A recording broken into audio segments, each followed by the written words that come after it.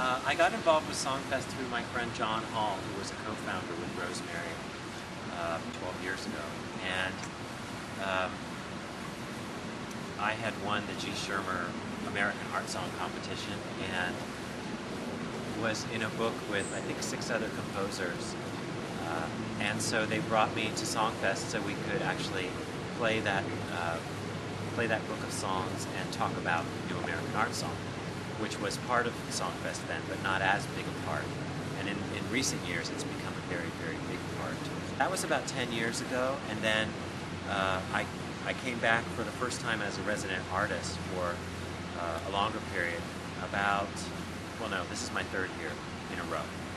So the first one was 05, and then 06 last year, and then this year.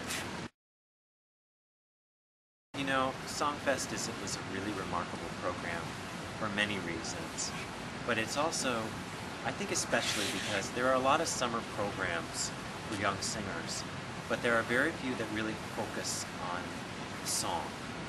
And song is a very different world than opera arias or cantata or oratorio. They get some of that here too, but the real focus is on song.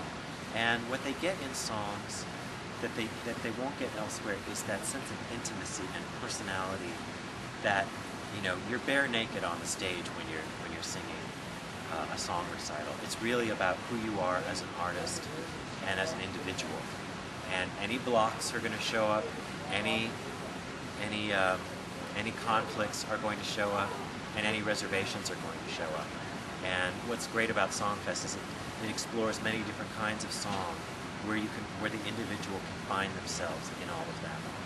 And I mean, it's also remarkable to have people like Graham Johnson and Martin Katz, and in the past John Harbison has been here, you know, to also show other sides of singing and of the songs and what those composers' intentions were. And it's a really remarkable program. I think Rosemary has done a phenomenal thing. And every summer something magical happens. You see a transformation in the young singers and in the pianists and in the way they collaborate and the way they connect with the material. So I'm a big fan. But I have a great time, and it's remarkable to be in Southern California in Malibu. And you know, the other thing that's amazing about Songfest is this year there's a singer directly from Hungary, there's a singer from Finland, there are people from England, there are people from Canada, there are people from Korea, there are, you know, all over the United States, all here to really focus on song and singing. It's remarkable because they have a home, a spiritual home, you know, right here. Oh my gosh, it's so much bigger. It's, I worry sometimes that it might be too intense because the singers, I mean, the singers and pianists, they're busy all day long between classes and coachings and learning new material and refining old material, thinking about what they just learned, going on to their next rehearsal. It's really something. A few years ago, I was feeling kind of pessimistic about the future of opera and about art song and singing in general. And what happened was the opera world finally recognized that it was in crisis. And when something gets into crisis, it's either it goes under or it has to get innovative to survive. And the opera world has responded by becoming more innovative. And the other reason, I mean, that gives me hope for the opera world. But the thing that gives me the most hope is everywhere I go to teach, to coach, to produce a new piece, to work on one of my old pieces, there's a new generation of extraordinary talent. And this talent in directors, conductors, singers, rehearsal pianists, every level, composers, librettists, lyricists, there's this enormous wealth of talent that comes up all the time. And it is going to find a way to express itself. It's just going to. And to me, that's the hope for the future in opera, in song, in theater, in all those different disciplines and sparks. Yeah, well, all over the world. Because the status quo in the arts is not enough.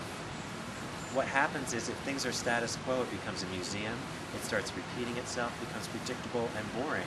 And the arts are all about surprise and the unknown and new perspectives. And yes, we will always cherish those classics, and we'll find new perspectives within them. But we also have to keep regenerating and finding new ways of expressing ourselves, and that's what people do. And I don't know why I got so pessimistic a few years ago, but I feel much more hopeful.